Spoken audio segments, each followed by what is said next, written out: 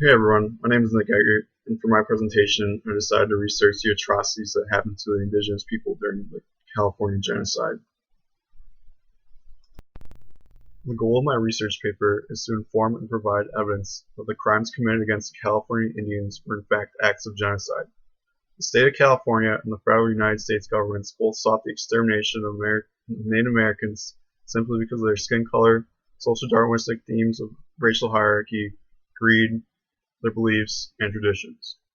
To make matters even worse, both governments tried to hide the true historical narratives and create false white narratives through 168 years of assimilation, cultural extermination, and education. How the California Genocide began. The Spanish first arrived to California in 1769 as Franciscan missionaries colonized the San Diego Bay area. Eventually they came across the 100-plus indigenous tribes that resided in California. They made it their mission to civilize the savage beasts through assimilation and Catholic conversion. These Franciscans were the ones who implemented the racial hierarchy and decided to use natives as a slave labor force. In 1821, ethnically residing Mexicans would later revolt and take over the territory of California after the Crown and Church of Spain were divided.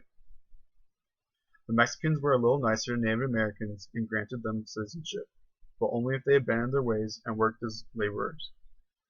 The United States would battle the Mexicans in 1846 for the state and win in 1848, signing the Treaty of Guadalupe Hidalgo. The Treaty of Guadalupe Hidalgo, signed by the United States and Mexico, left the racial hierarchy as thousands of Americans flooded into California to take control of the region. Americans kept any mention of indigenous groups out of the treaty because they believed the Indians were inferior, evil, animal-like savages who needed to be eliminated. Through the ideologies of manifest destiny, race, and religion, white settlers believed they were in the right to conquer anyone or anything that stood in their way. The new territory of California was controlled for the first 2 years under military occupation. Under this occupation, genocidal acts would occur when white settlers made claims to Indian-occupied land. The military would settle the disputes by massacring and burning everything related to the indigenous populations. The gold rush intensified these genocidal acts tenfold with the arrival of hundreds of thousands of immigrants. One Comcall Indian recalled, "The gold drove white people mad, and they did anything they could do to acquire more land." Communal laws would take over as whites were now the majority. Under these laws, Indians could no longer perform ritual practices, hunting techniques, and made traditional practices on land husbandry illegal. Minor laws allowed white citizens to band together to persecute any Indians who committed acts against them. Squatting on white settler lands and killing or stealing cattle brought vigilante justice and genocidal fury. In 1850, the newly birthed California state government came to power, and with it ignored all initial mention of Indian protection and groups. All 100-plus indigenous groups were kept out of the California state constitution. With no legal representation, the Native American populations were subject to unfair treatment and were racially scrutinized. The Euro-American populations only viewed them as a viable labor source or as deceitful, savage criminals who needed to be executed. This racial ideology was solidified by the first governor of California, Philip Burnett. In his address to the new legislature, he argued that a war of extermination will continue to be waged between the races until the Indian races are extinct. The Act for Government and Protection of Indians in 1850 essentially gave whites the power to kidnap Native American children and keep them as indentured servants and forced labor. Some of these kidnapped children were shipped off to boarding school reservations to become assimilated in American culture.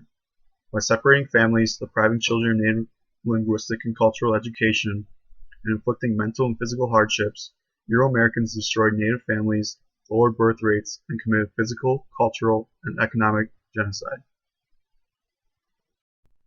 In 1851, California state legislature, as well as Governor Philip Burnett, sponsored and paid Indian hunting groups to exterminate all indigenous populations in California.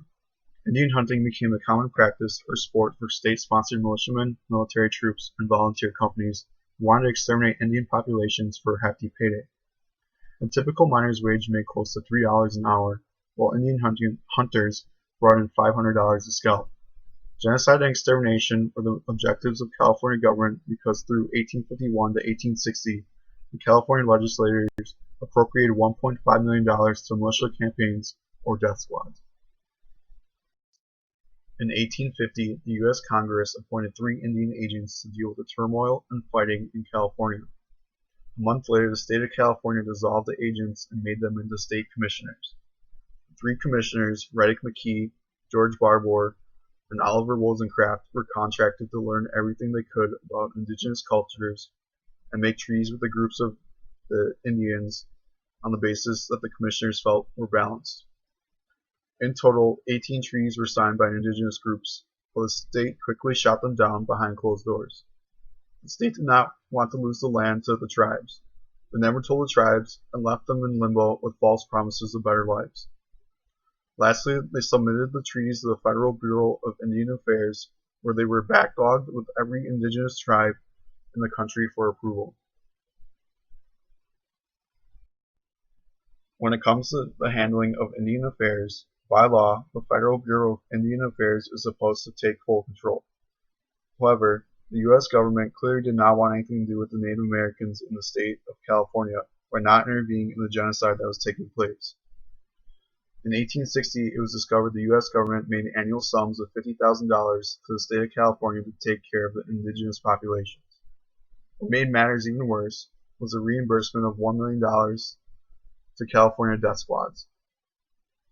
The federal government supported the genocide of Native Americans in order to capture the rich resources on their land and to ensure the profits were absorbed into the U.S. economy. The Primitive Act of 1853 opened all unclaimed land by title, and through the land court was settled as public domain. This meant emigrant squatters were now sanctioned on Indian lands by the state. Because the treaties were never ratified, Native American documents meant nothing. To make sure the Indians were taken advantage of, in 1854 the California state legislature passed a law prohibiting the sale of firearms and munitions to Indians. The Squatters' Law of 1855 allowed Euro-Americans the right to challenge any land right that was held by indigenous or Mexican owners. Also, any land under review was now deemed public land until the documentation was presented. The Bondage and Indentured Servant Acts allowed Indian prisoners of war to be held under bondage of labor until 25 years old. Jailed criminals were constituted to be used as slave labor through the slave market system. To make sure the slave market was abundant, U.S. troops took prisoners for labor and removal over killing, unlike militiamen and vigilantes who sought extermination for scalps and land. Indigenous men, women, and children were all victims of this criminal system. Throughout the 1860s to the 1870s, white settlers were frequently trying to get Indians removed from their lands to protect them from other vicious whites. Plans constantly fell through because white settlers did not want to give up precious or resourceful land. To resolve this issue, President Grant made an executive order in 1870 that created 9 small reservations across California with U.S. military protection. However, only $50,000 was admitted in total to all reservations. All Native Americans were to be moved and given federal aid funding, health care, American education, and food for assimilation. However, these benefits never arrived, and the U.S. military kept Indians from leaving, but not settlers from moving in on reservation lands. Ishi, the last Yahi Indian, was presented for the country in tabloids and newspapers as the last wild Indian in 1911. His story brings a lot of attention to the extinction of Indian culture in California. Whites deemed Indians endangered like animals. Although they wanted to learn more about the culture of Indian spirituality, they still did not respect it. Ishi died in 1916. His body was autopsied and his brain was sent to the Smithsonian in D.C. against his and other tribal wishes, affirming whites' racial hierarchy. In 1928, the indigenous groups of California sued the state for not ratifying their treaties and lying to them. They staked their claim on oral histories. However, California and the federal courts don't accept oral histories, only documentation and records. California then sues the federal government to avoid blame and send their treaties to the Indian Affairs, where it is backlogged in the system. The federal government never makes any response. As we have learned throughout the semester, deniers to a genocide occurring usually indicates the last step to a genocide process as they try to manipulate the historical narrative and cover their tracks. And then here are some of the quotes I found in my research. When it comes to the California story, the indigenous people are completely left out. The gold rush era in the Wild West is glorified, and the American pioneers romanticized as the American hero. In 1944, the indigenous populations finally received relief, but requested more. The federal government never responded, so Indians then abandoned legal actions and moved towards historical recognition through education. After countless decades of hard work, they were finally recognized in 2016 in school curriculum. Here are some comparisons I thought that would be useful. Nazis and the California government had the same intentions, and then the death marches I thought were similar to Bosnia and the ethnic cleansing for both situations. Hopefully through my presentation I've shown you that the white settlers intentionally persecuted the Indians through the legislature and death squads and any means possible in order to acquire the resources necessary to bolster the economy and greed essentially. And intention is the cornerstone piece to the structure of any argument in genocide, as we learned through the semester. It was just unfortunate that it took 168 years for California to finally come around and acknowledge and open up about its false California story, and that Native Americans in California were able to finally tell their side of the story. Another nice gesture was in 2019 when California Governor Newsom came out and apologized. It was a really refreshing gesture that he acknowledges that it was a genocide that occurred, but there wasn't really anything after that.